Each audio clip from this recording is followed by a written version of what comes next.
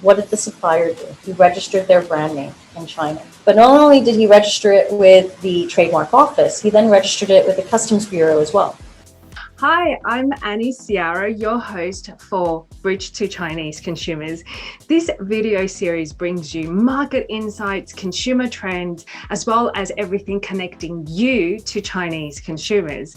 And today we're going to be speaking on a very important topic, which is getting trademark before you enter into China. And, if you are a brand with products selling into China, or if you are a business selling services or marketing into China, this will be a great video for you.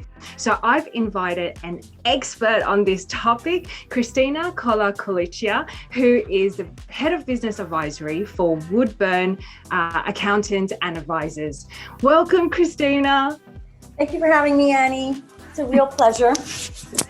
So Christina is a leading expert in inbound investment into China with 17 years of experience in helping over 500 international companies across different sectors as well as industries on market strategy, implementation, and growth in China.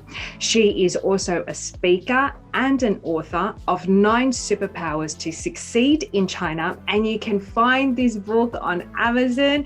So Christina, before we get into today's topic on everything about trademark and the processes and all of that, perhaps give us a little bit more about your background and insights about your career. You were actually born in Hong Kong. I was. Hong Kong's home in reality. Well, it started off basically in my year graduating from Duke University that my father offered me a job with the company upon graduation. What I didn't know at the time was that it was actually to be posted in Shanghai and to open our first subsidiary there. Wow. So I was told on the first day of the job that the goal of having me on board was that in 4 months I would relocate to Shanghai and we'd open up a subsidiary there and expand into China ourselves. And then I got a bit of an understanding of what we did as a company and the services that we were offering. So my journey in Shanghai actually began the end of 2003. Can you, in your words, give us an introduction on Woodburn Accountants and Advisors and what you do and the services that you provide? Sure. So at Woodburn Accountants and Advisors, we're a family-owned business. It's my brother and myself. My brother manages our head office, which is in Hong Kong, and I'm managing our Shanghai office. And what we do is we help foreign investors with their market entry. Their market entry, their implementation, and then their growth. The life cycle of a client would be they approach us and they say, Christina, we would like to get into the Chinese market. Okay. And our job is just to make sure that from an administrative perspective, they've thought about everything in their business model. Right. So, a company will come to us, we'll start talking about strategy. What do they want to achieve? What are their goals? What are their objectives? We will then highlight what business models would suit them. And how different is it to incorporate in China versus incorporating in Hong Kong? Hong Kong hasn't changed in 17 years. The way of setting up a company hasn't changed. There's a process, it takes 3 to 5 working days, and then comes the bank account opening and you're done. In China, setting up a company has its intricacies that are very unique to the jurisdiction. So, you have to follow a processed map, but in many instances, it doesn't match that map, which is how it gets very tricky to explain it to people because they just don't understand why it's not a step-by-step procedure, right? So there are these nuances that make the process complicated, but from a timing perspective, 17 years ago, it took between 12 and 14 months to incorporate an entity from start to finish. Wow. Today, it takes 3 months. It's getting easier. It's getting better. It is becoming more efficient, more processed, step by step. It's good to have a partner like you because you know the jurisdiction, you know the rules and regulations. And China is one of, and perhaps you can give your insight on this, China is one of those countries where things change rapidly and you really need to be on the ground to know exactly what's going on that day. Would that be correct in saying that? Yeah, I mean, even if you know what's happening on that date, it doesn't mean you know what's going to happen tomorrow. So obviously, it's easier if you're on the ground because you can track that. But it's still a tricky environment. I mean, one of the things that people were starting to call me, oh, you're really like an expert in the Chinese market on this. I hate the term because an expert is I supposed to think know I everything. called you an expert. Oh. Well, the thing is, the reason I don't like it is because an expert has to know the ins and outs and has to know everything. In China, it's impossible. Every city is different. Government, um, every government body has its own way of doing things, its own way of negotiating. I was listening to a podcast that you were a guest speaker on. It's Global Law and Business. And the quote that you said is, if they want to survive in today's time, China is the only market. I guess, can you provide us more insight on what you have experienced over the last year during COVID, during the pandemic, and what has happened in China compared to the rest of the world? COVID caused a lot of companies that were looking to enter the Chinese market to stop their projects. And it was fully understandable why. I mean, the idea of 2020 was a year of survival. We need to survive.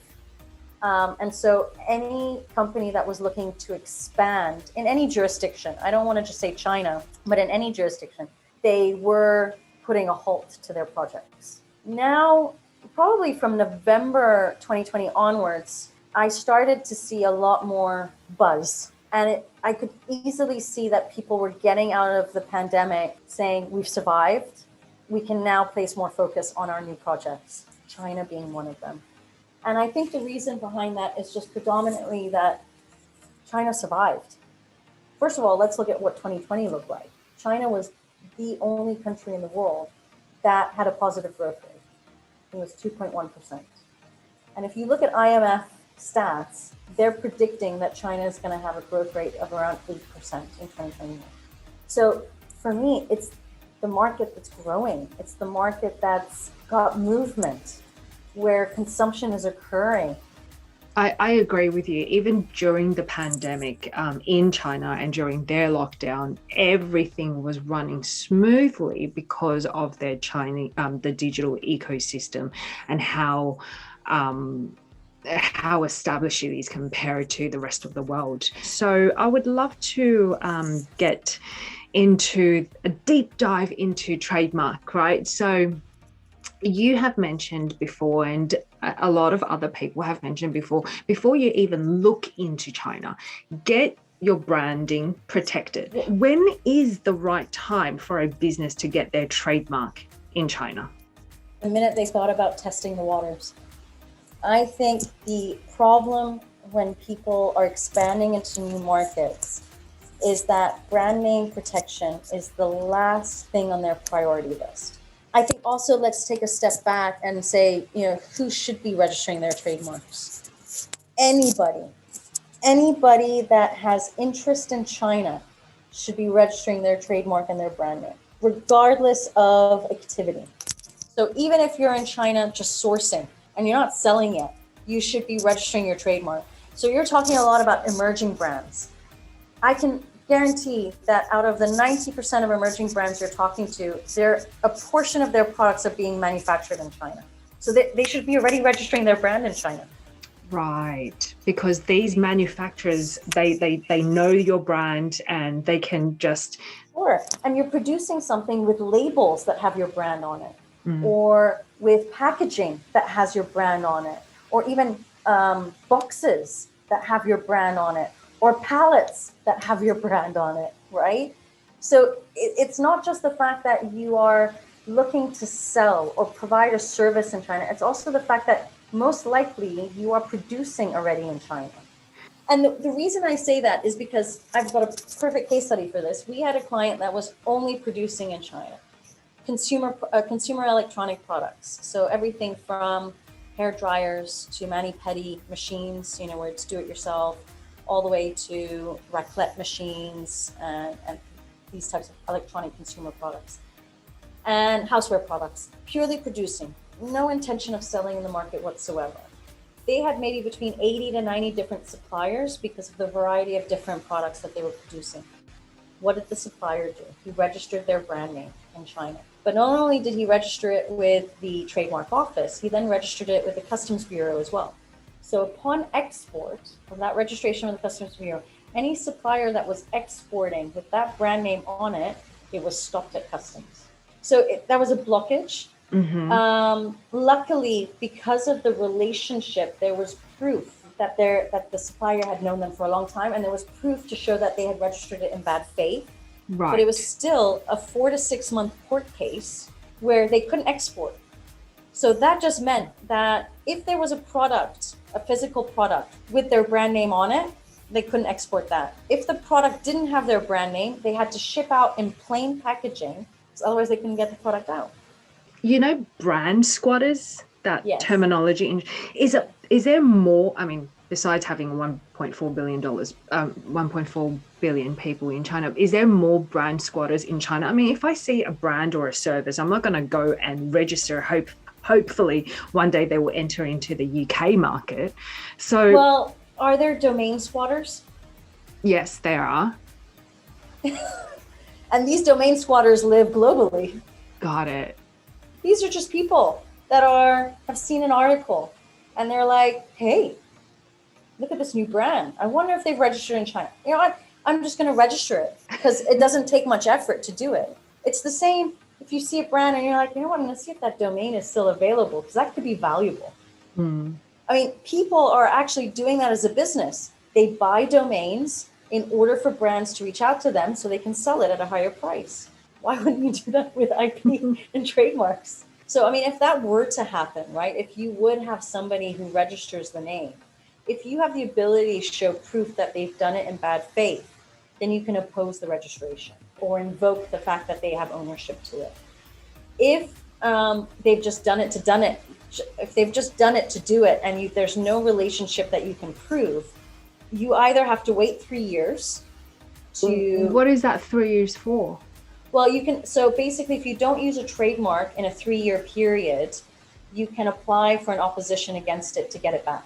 In that case study, it was in bad faith that the manufacturer did that. So just say if it's just a brand squatter and trademarked your brand and now you want to get that back, what type of process, I guess it will be very different to every trademark certificate and branding, but what type of process does one have to go through to get that brand trademark back? I mean, number one, you should get an IP lawyer. So getting an IP lawyer to do a background check and evaluate in which category you're in, and then to tell you what's the next step in terms of your legal rights is vital. Can you run through the a very high level process on how to get your trademark registered? Sure. So there's 4 things you need to know. Number one, who's going to own that registration?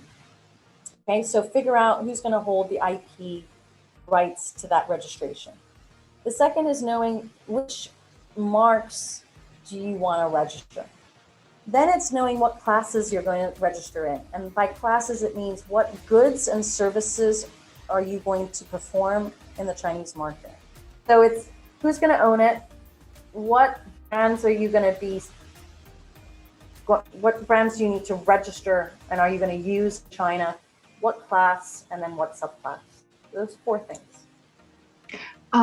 At a very entry level, I know you've mentioned the different classes, different categories, what you use with the trademark, so such as activities. At a very entry level, just for any business or brands wanting to budget the Chinese trademark, what type of cost are we looking at?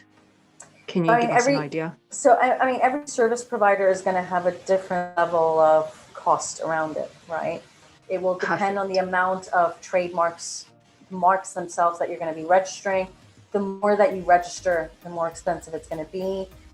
It's going to depend on how many subclasses you register in, because in China, the minute that you hit 10, the 11th costs more. So, and every company does it like that because it's an additional cost actually invoked from the CTMO office as well. So it will depend a lot on the volume that you're registering and the number of classes that you're registering in. But, you know, can I just say, also just start at a starting point. What's the one brand or what's the one mark that you use the most?